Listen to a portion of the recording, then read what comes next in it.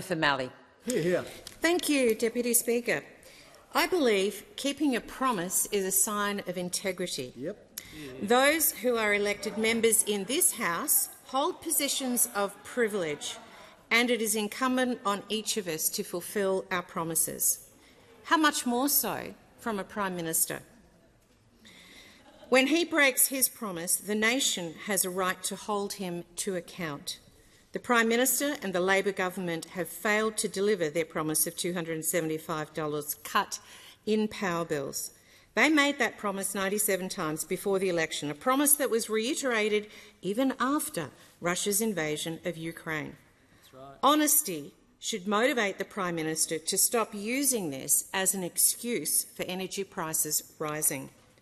Alarmingly, today we find that households across the eastern seaboard are about to be hit by a further 25% hike in energy by July 1. You don't need to be a rocket scientist to work out the damage this will cause to family budgets and businesses. That's right. Labor's budget relief is a band-aid solution for a gaping wound experienced by Middle Australia. Families already struggling with skyrocketing mortgage repayments and rents will be put under more financial pressure as they struggle to make ends meet. Mallee families are trying to work out whether they will be heating or eating this winter, keeping their kids warm or putting food on the table. Businesses are reducing their productivity because energy bills are making it impossible to grow and manufacture to full capacity. This is disgraceful, and the blame lies squarely at the feet of this Labor government and this Prime Minister. I have spoken about two Mallee businesses in this chamber recently. Mildura Fruit Juices Australia is a big manufacturer and exporter in my electorate, Australia's largest independent processor of fruit juices. I recently toured the plant with the General Manager, Hugh Baird, who told me his company has had to reduce its intake of grapes this season due to the now unviable energy costs to evaporate the grapes into concentrate following a $500,000 price hike in electricity. And that is before today's announced price hike.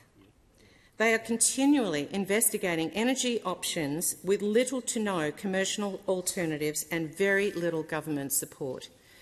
These options include biofuel production, solar energy and other renewables, but to no avail, as there are very few commercial alternatives to the energy required for steam generation and freezing. They would need the equivalent of 9 soccer fields worth of solar panels to meet their needs.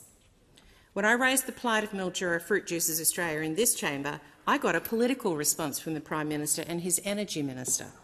While the Prime Minister blamed the Coalition for voting against Labor's energy policy, the fact is that Labor's energy legislation actually passed this parliament and has not made one jot of difference. That's right. In case he is unaware, businesses are still hurting. The Energy Minister is completely disrespectful to all those businesses who are drowning in energy costs, claiming an average energy price saving of $1,670 for Victorian small businesses while ignoring the real $500,000 hike that I raised in my question about the Mildura fruit juice experience. While Labor plays politics, their policies are closing businesses. Policies such as this government's market intervention into gas. In the south of my electorate, Mortlock Hydroponics has been a tomato grower near Carisbrook for more than 20 years.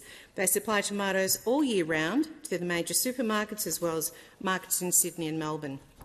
Ian Mortlock has told me the only gas contract he could get last June was for $40 a gigajoule, a 400% rise on his previous contract. 400%. If Ian had continued with the same gas usage after June last year, his bill would have equated to $1.7 million. To avoid closure and laying off 35 to 40 staff, Ian's operation just used less gas.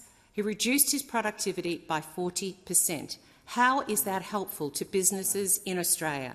It is a crying shame that this government needs to take full responsibility for. That's right. Yeah. Member for Fremantle.